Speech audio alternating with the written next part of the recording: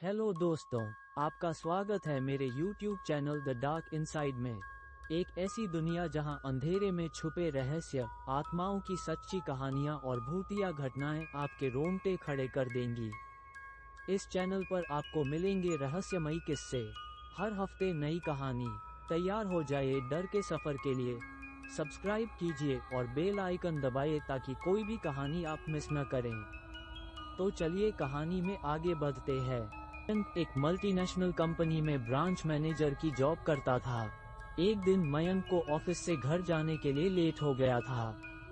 सर्दी की मौसम होने के कारण रात भी जल्दी हो गई थी।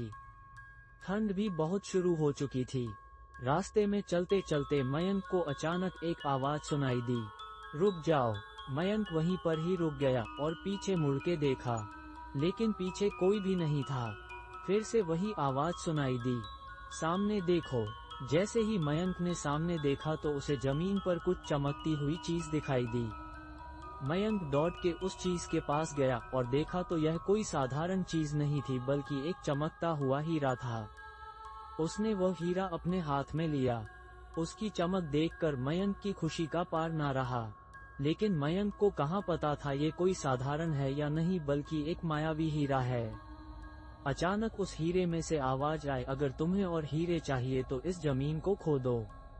इस जमीन के नीचे बहुत सारे हीरे हैं। मयंक खुश हो गया। उसने उस हीरे को अपनी जेब में डाला और जमीन खोदना शुरू किया। करीबन 2 फीट खोद काम करने के बाद अचानक मयंक डर के मारे चिल्लाने लगा। इसके कारण उसका संतुलन खो गया और जमीन पर गिर पड़ा, क्योंकि उस गड्ढे में से हीरे मोती नहीं बल्कि किसी इंसान का कटा हुआ सर मिला। अचानक वह सर हवा में उड़ने लगा और बोला, डरो मत, मैं तुम्हें कोई हानि नहीं पहुंचागा। मैं तुम्हें बहुत सारे हीरे जवेरात भी दूंगा। बस मेरी बात ध्यान से सुनो, मैं जहां जाता हूं वहां मेरे पीछे आओ। फिर वो सिर हवा में उड़ा और जंगल की ओर बढ़ने लगा। करीबन 1 किलोमीटर चलने के बाद वो सिर रुक गया।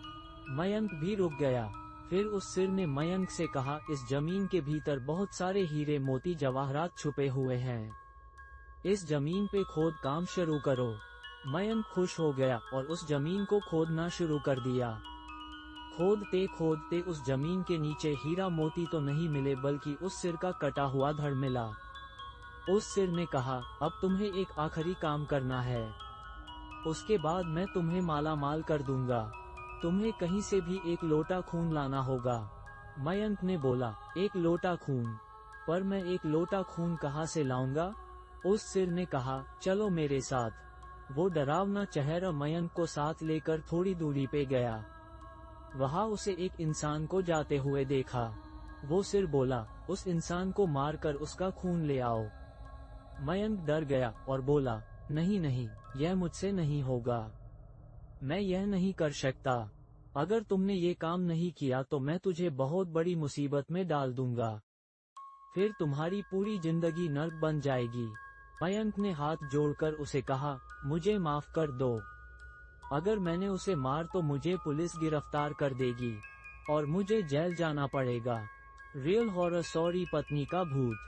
उस सिर ने अपने तंत्र मंत्र की शक्ति से एक छुरी और लोटा प्रकट किया और गुस्से से बोला, अगर तुम मेरा ये काम नहीं करोगे तो मैं तुम्हारे पूरे परिवार को मौत के घाट उतार दूंगा। मयंक ने मजबूरी में आकर उस आदमी को मार डाला और उसका खून लेकर उस सिर के पास गया। वो सिर खून को देखकर बहुत खुश हुआ और बोला, ये खून मेरे शरीर पे डाल दे। उस सिर के कहने पर मयंक ने खून को उसके शरीर पे डाल दिया। फिर कुछ ही देर में वो कटा हुआ सिर उस शरीर पे जुड़ गया। ये सब देखकर मयंक की हालत अब खराब होने लगी। वो उस भूत को देखकर काफी डर गया। जैसे ही वो भूत जिंदा हुआ तो जोर जोर से हंसने लगा और डरावनी आवाज में बोला, तुमने बहुत बड़ी गलती कर दी कि तुम्हें मुझे फिर से जिंदा कर दिया। अब मैं सिर्फ तुम्हें ही नहीं बल्कि इस पूरे शहर को मौत के घाट उतार दूंगा। डर के मारे मयंक के मुंह से आवाज भी नहीं निकल रही थी। वो अपने जान बचाने के लिए वहां से दौड़ा, लेकिन उस भूत ने छलांग लगाकर मयंक को जमीन पे गिरा दिया और बोला, मुझे बहुत भूख लगी है, अब मैं तुम्हारा मांस खाऊंगा। जैसे ही उस भूत ने मांस खाने के लिए आगे बढ़ा कि तुरंत ही उसका सिर धड़ से अलग हो गया। मयंक समझ नहीं पाया कि आखिर यह चमत्कार हुआ कैसे। जब मयंक ने पीछे मुड़कर देखा तो एक अघोरी बाबा खड़े थे।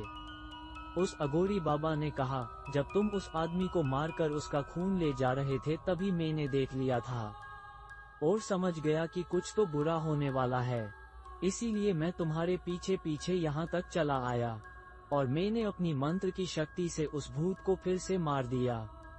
अब तुम निश्चित होकर अपने घर जाओ, अब तुम पर कोई खतरा नहीं है।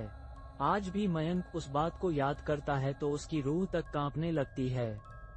दोस्तों, आपको ये कहानी कैसी लगी प्लीज हमें कमेंट करके जरूर बताएं।